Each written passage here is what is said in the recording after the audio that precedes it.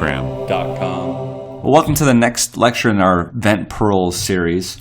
Some of the other things we're going to talk about in this series include COPD and how to deal with the ventilator with patients with COPD, and also congestive heart failure.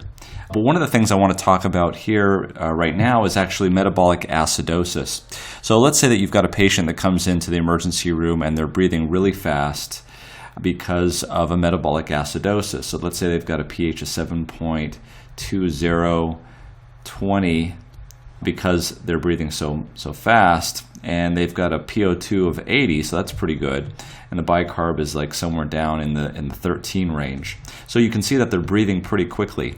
Now, when you go to intubate these patients, you're going to give them sedation, induction, and they're going to be, basically paralyzed.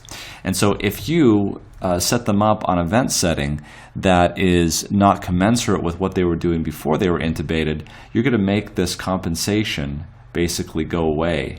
And that CO2 is going to rise, which is going to make this pH go even further down, and they could crash and go to cardiac arrest. So it's real important that when you intubate patients who are in metabolic acidosis, that you try to reproduce their vent settings, or if you will, their breathing settings or their tidal volume before they're intubated, after they're intubated, until you can get a blood gas and actually see what's going on. Just be aware that that increased positive pressure is going to drop the blood pressure potentially. So we're going to talk about these other things, COPD, congestive heart failure, and we're going to continue this series over at medcram.com in the Vent Pearl section.